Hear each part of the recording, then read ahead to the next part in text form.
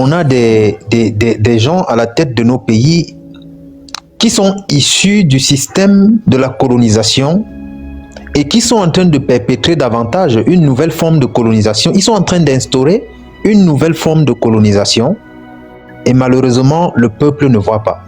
Vous faites un travail extraordinaire parce que quand vous dénoncez comme ça, vous allez vous rendre compte que la majorité de nos sœurs aujourd'hui, de nos frères, sont beaucoup plus dans les futilités. Pendant qu'on... Ok, donc je poursuis. Cette histoire-là, c'est quelque chose qui était prévisible au fait. Vous savez, depuis quelques années, c'était quelque chose qu'on sentait venir parce que depuis la venue de ce gouvernement, maintenant 14 ans là, au fait, c'est plus la promotion des étrangers que la promotion... Non, t'as dit que tu es en politique, hein, mais tu es en train de parler de politique, champion. Faut laisser ça. Pardon? Tu dis que tu es en politique. Non, ça n'a rien à voir avec la politique. Laisse-moi développer. Non, je ne parle pas de politique. Laisse-moi développer. Quand je vais développer, tu vas comprendre. Quand je vais développer, tu vas comprendre. Ok, allons, Nitaël, allons. Voilà. Quand je dis depuis la venue de ce gouvernement, je sais pourquoi je dis ça. Aujourd'hui, là, un Ivoirien, tu quittes en Europe, tu quittes au Canada, partout. Tu vas au pays, là, tu ne peux pas faire sauter des voitures. Il faut forcément passer par les Libanais. Et tous ceux qui sont dans le domaine automobile, là, ils vont confirmer ça. Ce sont les Libanais qui ont le marché des véhicules en Côte d'Ivoire. Là, tu as raison. Tu comprends? Avant la café cacao, là, le marché du café cacao, là, c'était dans la main des Burkinabés. Jusqu'à un moment, Burkina était le premier producteur mondial de cacao. Ils ont quelle terre là-bas pour planter cacao? Aujourd'hui, même cacao, quand on parle de ça, là, ça se retrouve encore dans la main des Libanais. Quand je vois les gens disant que les Libanais ont leurs mosquées à part, ils ont leurs plages à part, mais pendant qu'ils construisaient là, vous étiez où? Pendant qu'ils faisaient tout ça, vous étiez où? Même on ne s'aime pas, c'est qu'on voit tout ça. Parce que pendant que tu es là à faire un combat contre les Libanais, là, tes mêmes frères là se retrouvent contre toi pour aller te combattre. Hé Nathalie, tu veux faire béret, on dit non, vous êtes parti dans le pays des gens qui vous envoient à votre... Allô? Il a un problème de connexion en fait. Ouais, tu as un très grand problème de connexion. Non, attends, je me développe. Attends, je vais me déplacer. C'est bon là, vous m'entendez mieux? Ok, c'est bon. Ok.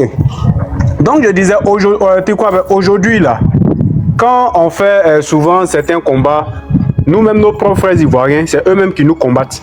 Souvent, on vient te dire non, tu es parti chercher quoi dans le pays des gens, il faut rester. Ils n'ont qu'à dire quand il y avait la crise en Côte d'Ivoire là. Bon, je prends la crise de 2010. Combien d'Ivoiriens sont allés se réfugier au Liban? Il n'y a pas. Et quand je parle c'est de la faute du gouvernement, on dit non, tu es apolitique. Non. Comment 2000, je ne sais pas si c'est 2000 ou bien combien de Libanais qui sont rentrés? C'est pas l'aéroport, ils n'ont pas pris l'eau pour venir. Le gouvernement est au courant qu'ils arrivaient. Le gouvernement est au courant qu'ils arrivaient. Pendant qu'à côté, là, Burkina, à côté, là, on avait nos frères burkinabés à cause des rebelles, des rebelles des djihadistes qui sont venus se réfugier en Côte d'Ivoire. Mais on les a retournés. Beaucoup de Burkinabés ont été refoulés. Mais les Libanais, on les accueille.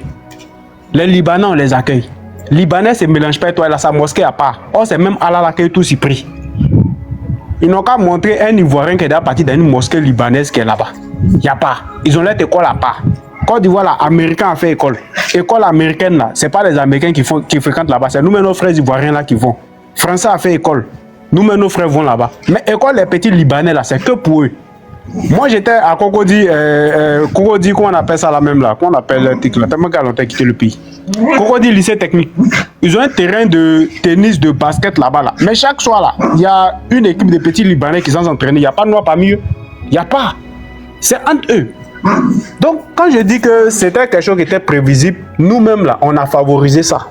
Parce que quelqu'un ne peut pas quitter, il va venir chez toi et va imposer ses lois. C'est pas possible. Ils n'ont qu'à montrer, il y a combien de nos soeurs qui sont au Liban qui font bonnes vidéos. Quand ils font vidéo, c'est SOS. Soit mon patron m'a violé, soit ils m'ont fait ça, c'est jamais quelque chose de bon. Quand je parle de favoriser ça, je reviens encore sur un principe. Quand j'étais en Tunisie, il y a eu des trucs qui se sont passés. Ou même les autorités ivoiriennes étaient venues pour intervenir, tout ça. Mais je vous jure, je ne parle pas derrière quelqu'un. Mais ceux qu'ils ont voyés, pour venir intervenir là, eux-mêmes ils ont mis la honte sur nous. Parce que comment un ambassadeur ou un ministre vient devant un Tunisien et puis il s'accroupit pour le saluer. Comme s'il est en train de saluer Dieu. Juste parce qu'il a la peau blanche. Parce que aujourd'hui, pour pouvoir mener ce combat-là, il faut que certains de nos frères et sœurs enlèvent ce complexe d'infériorité dans les têtes. La peau blanche n'est jamais au-dessus du noir. Jamais. Et c'est ce qui fatigue les gens actuellement au pays. Parce que le combat là, même avant qu'il était en train de suivre, je sais pas, le live de qui là. Pendant qu'on est en train de faire le combat des Libanais, il y a un Ivoirien même qui monte pour les défendre. Aujourd'hui là, tous les Libanais ont nationalité ivoirienne. Tous les Libanais ont pied dans tes. Peut-être bientôt même vous allez voir même un Libanais sur les canards. Tous ceux qui font ça, ce sont les Woubi, Natel. Tous ceux qui montent pour les défendre, ce sont les Woubi. Parle. Frère, c'est pas Woubi seulement qui monte pour les défendre. Libanais là, quand tu dis Libanais, c'est vrai, c'est un peuple, mais c'est un réseau. C'est eux qui font rentrer la drogue au pays. C'est eux qui font rentrer les armes au pays.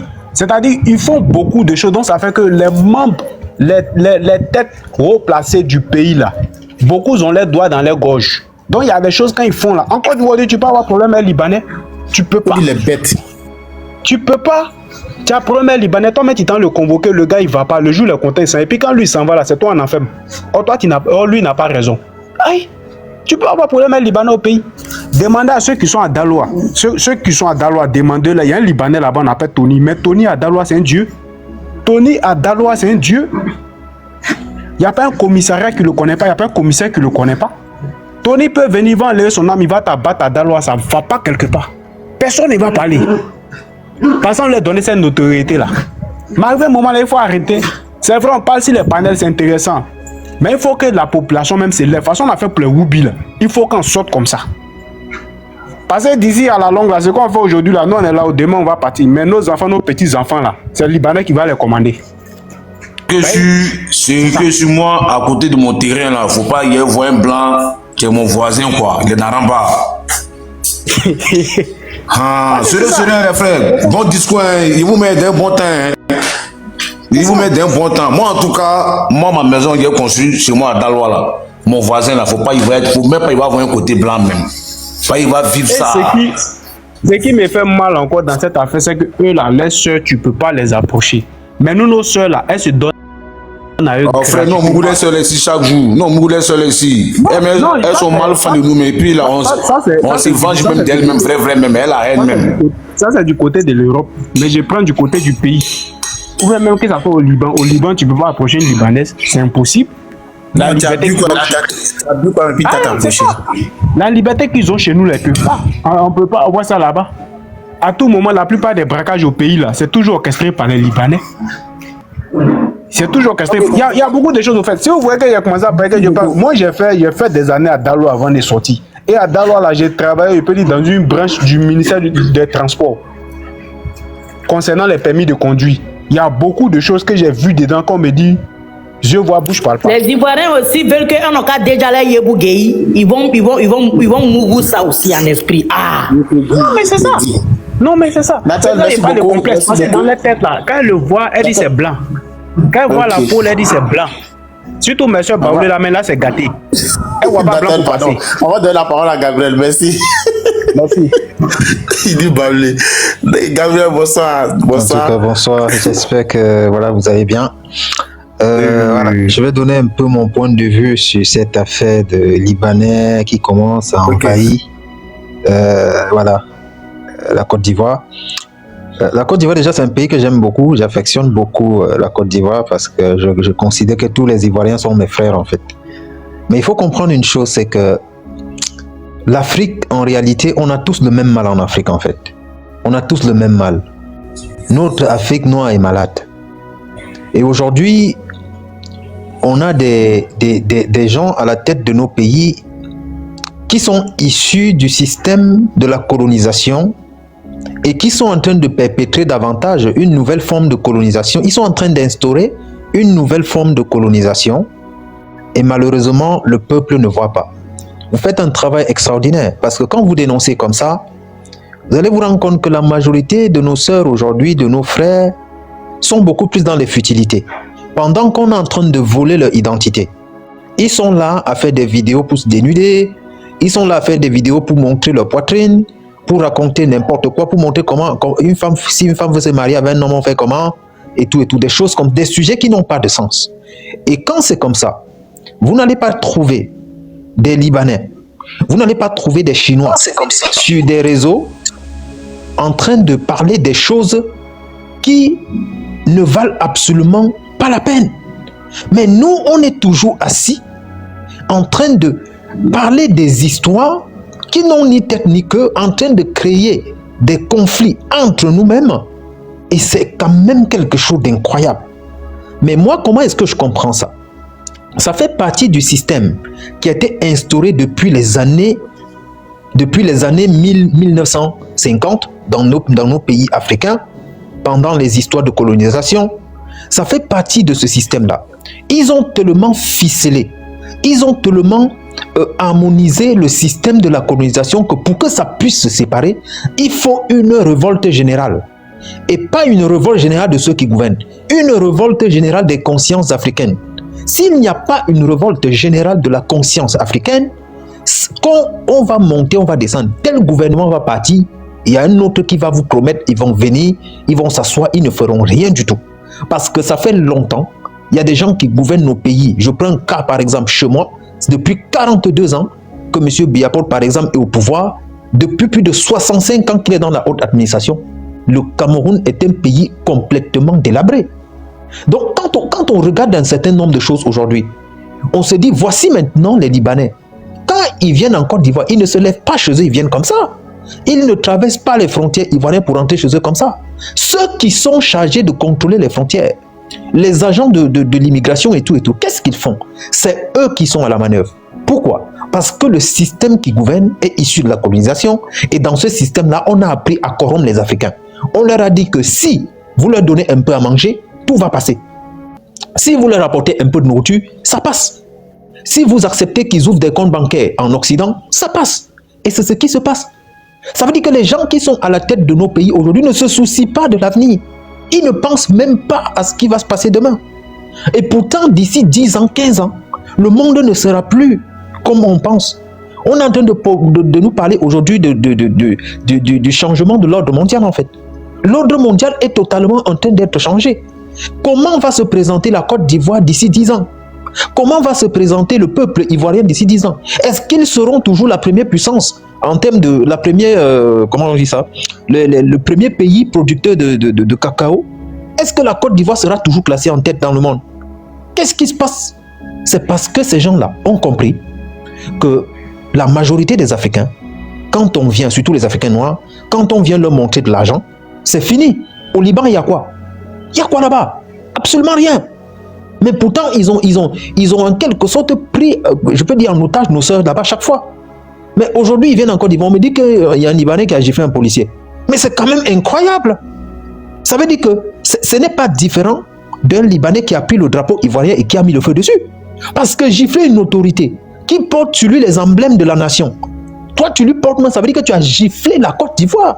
Ça veut dire que tu as giflé complètement la Côte d'Ivoire. Je ne comprends pas comment ce genre de choses peut se passer dans leur pays. Mais ils vont mettre le feu sur toi. Ils vont mettre le feu sur toi. C'est quand même incroyable. C'est même quel pays même? Jusqu'à aujourd'hui, ils vont venir envahir un noble pays comme la Côte d'Ivoire. Je vous garantis, et je vous le dis, que nous les Africains, on n'acceptera pas ça. Même s'il faille qu'on se mobilise pour partir tous en Côte d'Ivoire là-bas, pour leur dire que ça ne se passera pas, qu'ils se tiennent très bien. Parce qu'ils ne vont pas envahir la Côte d'Ivoire. Ce n'est pas possible. Et ils vont envahir aucun pays en Afrique. Il faut qu'ils... S'ils ont créé la guerre et tout chez eux là-bas, ils n'ont qu'à fuir pour aller dans les pays des gens qui leur ressemblent. Qu'ils aillent là-bas. Parce que le Liban qui est au Moyen-Orient, quels sont les pays qui sont plus proches du Liban? C'est l'Égypte. Pourquoi ils ne peuvent pas aller en Égypte? Pourquoi ils ne peuvent pas entrer en Syrie? Pourquoi ils vont quitter là-bas pour fuir pour venir jusqu'en Côte d'Ivoire? Combien de milliers de kilomètres? Il faut qu'ils se calment. Parce que chez nous là, quand il y a des autres là-bas là, les Ivoiriens n'ont pas fui pour aller entrer au Liban. Ils n'ont pas fui pour aller là-bas. Il faut que les gens arrêtent. Et moi, je voudrais parler à tous les influenceurs ivoiriens. Ceux qu'on l'aime mougou par derrière là, et qui prennent des pots de vin pour venir s'asseoir sur Internet pour raconter. Ce sont des malédictions générationnelles qu'ils sont en train de porter. Qu'ils sachent que si aujourd'hui ils prennent la cause de ces étrangers qui viennent nous envahir, au détriment de la cause ivoirienne, sur une terre où ils vivent, qu'ils sachent une chose. La terre a des oreilles. Et à chaque fois que tu es un Ivoirien, tu vas te tenir sur la terre ivoirienne pour défendre un étranger qui est en train de venir supprimer l'identité ivoirienne. Sache que toi et ta génération, vous allez porter toutes les malédictions qui existent. La terre ivoirienne va te renvoyer la malédiction parce que la terre ivoirienne a besoin d'être défendue. Cette terre-là a besoin d'être défendue par ses propres fils. À tous mes frères ivoiriens, à mes soeurs ivoiriennes, arrêtez de faire des choses, de faire des vidéos bizarres qui n'ont pas de sens. Prenez votre courage, lancez des lives et parlez-en. Quand ils nous maltraitent dans leur pays, les gens ne veulent pas en parler. Mais imaginez si quelqu'un porte main sur un Libanais chez vous maintenant, qu'est-ce qui va se passer? On t'amène au commissariat et c'est toi qu'on enferme. C'est quand même incroyable. Je vous dis, si vous n'avez pas en réalité l'esprit des combattants, l'esprit de ceux qui ont donné leur vie pour l'indépendance, parce qu'il faut comprendre une chose également, c'est ça aussi qui fait peur à beaucoup de personnes, parce que les gens ont peur de mourir. Il faut comprendre que quand on démarre, quand on lance en réalité un combat, écoutez bien, si vous lancez un combat, ne lancez pas ça pour vous, lancez pour la génération à venir. Et quand tu démarres un combat pour la génération à venir, sache que tu peux laisser ta vie. Mais beaucoup de personnes veulent combattre aujourd'hui, mais en protégeant leur vie. Tu ne peux pas protéger ta vie dans ce genre de combat d'identité et croire que tu vas libérer la génération à venir. C'est à cause de ça que nos vieux présidents qui sont à la tête de nos pays là, ils ne veulent pas partir. Ils pensent que leur vie valent mieux que la vie d'un jeune garçon d'un jeune enfant qui vient de naître et qui n'a même pas encore commencé à étudier. Et c'est ça le problème. Alors, peuple africain, africain noir, il faut qu'on soit fier de ce qu'on est. Il faut qu'on soit fier de ce qu'on est. On a trouvé un Chinois dans mon village. Mon village est à plus de 250 km de Douala. On a trouvé un Chinois dans mon village. Les villageois l'ont attaché. C'est le chef qui est venu, on l'a libéré, puis on l'a ramassé, il est rentré directement. Ils sont comme ça, parce que les Libanais là ne sont pas différents des Chinois. C'est les mêmes gens. Ils sont en train de nous envahir. Et puis on est là, on parle, c'est comme si les gens dorment. Non, on se réveille et on comprend qu'aujourd'hui, on ne peut plus parler de ces choses-là sans être inquiété. Qu'ils viennent nous arrêter donc tous alors. Parce que même nous qui sommes à l'étranger, si ça ne va pas, nous on va aller protester à l'ambassade de la Côte d'Ivoire. Qu'ils sachent ça. Nous on va aller là-bas, on va crier. On va dire non à ça. Ils vont nous arrêter. Ils vont faire de nous ce qu'ils veulent. Parce que si les gens qui nous gouvernent aujourd'hui n'ont pas sauvé notre génération, nous devons sauver la génération à venir, les gars. Nous devons sauver la génération à venir. Mettons un peu notre vie là à côté. Mettons notre confort un peu à côté. Et disons-nous les vérités. Il faut qu'on arrête ça. Ils ne peuvent pas prendre la Côte d'Ivoire. Ce n'est même pas possible. Qu'ils n'envisagent même pas ça. Ça ne va pas passer. Pour le moment, on parle encore sur Internet, sur les réseaux sociaux. Mais bientôt, on va se lever et on va aller combattre ça sur place. Merci beaucoup.